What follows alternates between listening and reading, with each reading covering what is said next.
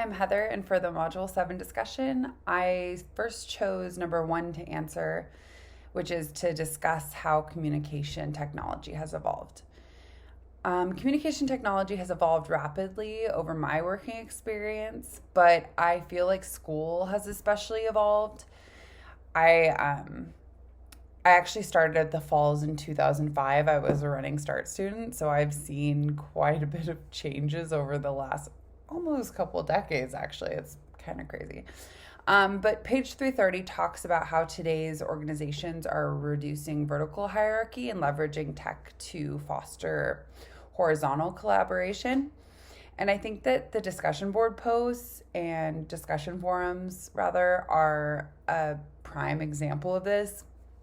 We're not learning just from our instructor, but we're learning from one another more so, I think. I mean, I know that in, lectures, people are called upon, but I think that this kind of dives into it a little bit deeper and people put more of a personal touch and well thought out response on it, on whatever we're being asked.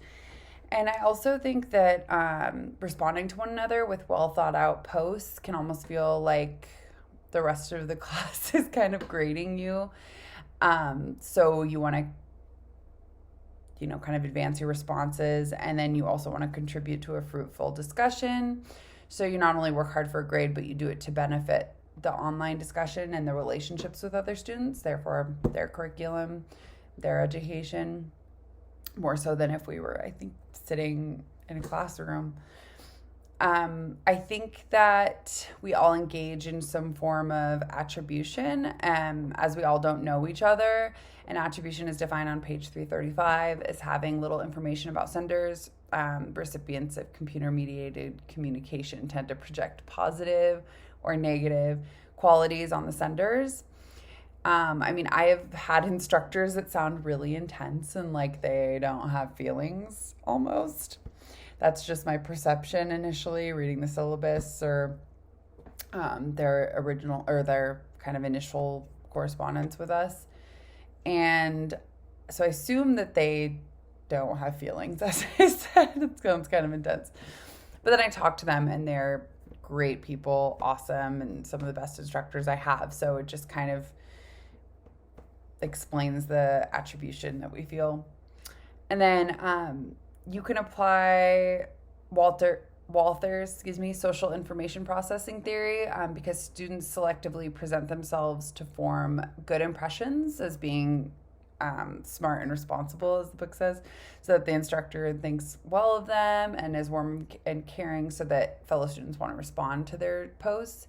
And it's really kind of strange because you can develop a persona in an online situation, which is much different from in-person learning, I find.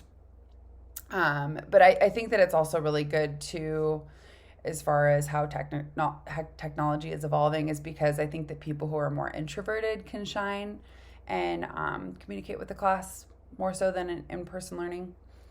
And then I chose number 3, which is to consider a professional or organizational setting in which you've used technology to communicate. Etc. But I'll talk about the media richness model, the social information processing theory, and then the social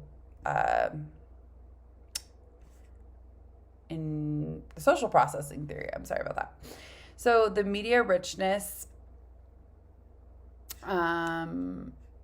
model is a model that categorizes each medium as rich or lean to the degree it compares to without a face-to-face communication. That's on page 333. And I'm going to use school as my example again. And if I talk to an instructor about something important, I would choose richer media and face-to-face interaction. And I'd use leaner media, such as email. I know that that's kind of right in the middle, but it's definitely leaner than face-to-face if it wasn't anything serious or for something that I need a quick response from. Social information processing theory. It's when participants in teleconferences dampen their emotional displays and are more polite and considerate with turn taking for another. And then, but it can diminish visible social cues to authority and produce broader participation. So the text explains to embrace the leveling and democratizing effects of these media by designing new ways to organize, communicate, and work. I think that Zoom meetings encourage people to talk who normally wouldn't, because they feel like it might be obvious if they don't, or they feel more comfortable not being in person, less social anxiety maybe. And then I feel, well, personally, my boss is that I've had Zoom meetings with, or other instructors, they'll kind of single people out more, not in a bad way necessarily, but just to make sure that they're heard from. Like, I think that's a really good thing. And then the social presence theory, is defined on page 334 and says that relationships developed through computer-mediated communication can have the same high quality as interaction as face-to-face relationships if they're given enough time. And then users can compensate for the lack of nonverbal cues by increasing their use of available verbal and textual cues. Verbal meaning like over text verbal, you know what I mean? So I think that is especially true because I most certainly ramp up my,